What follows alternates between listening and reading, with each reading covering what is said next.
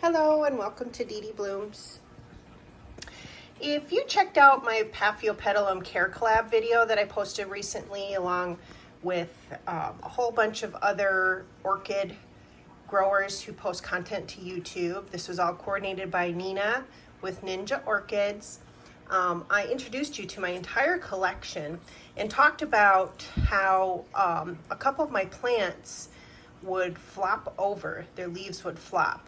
And at the time, this small spicerianum or Paphiopedilum orchid was not doing that. It was nice and well formed. Well, here is an example of the flop, the leaf flop that I talk about in that Care Collab video.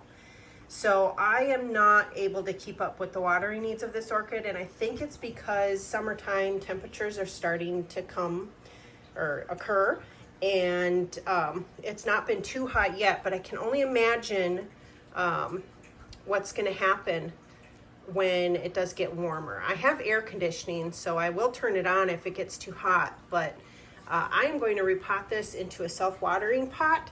So I'm going to find that and I'll film it while I am repotting, and I will do a follow-up section to this video maybe a couple weeks later, or we'll see how long it takes for this leaf hopefully to become turgid. Actually, leaves, they're just really, I've got multiple floppy leaves here. So I'm hoping getting into self-watering, it drinks when it wants to drink instead of just relying on me. I hope it supports this seedling better. So hang in there.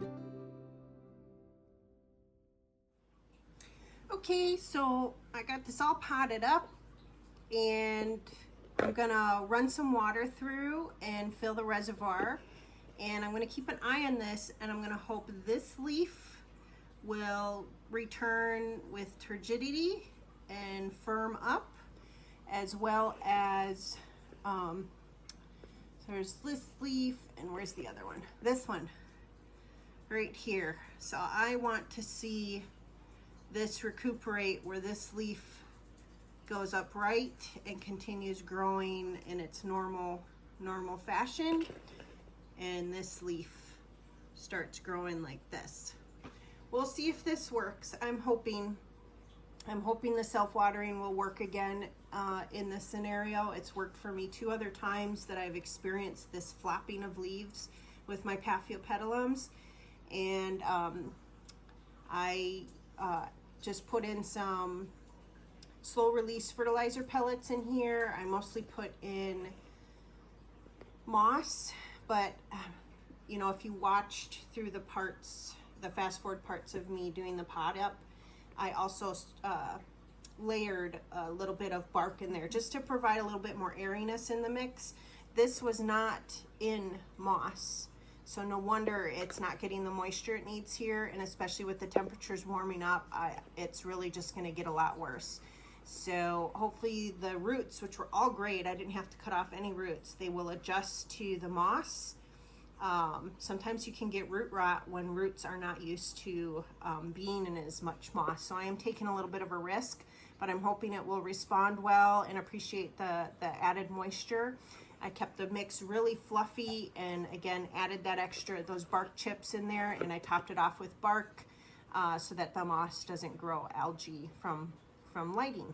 So wish me luck. I'm gonna post an update in maybe a week or 2, and we'll go from there and see if there's any success. It might take longer, it might take up to a month.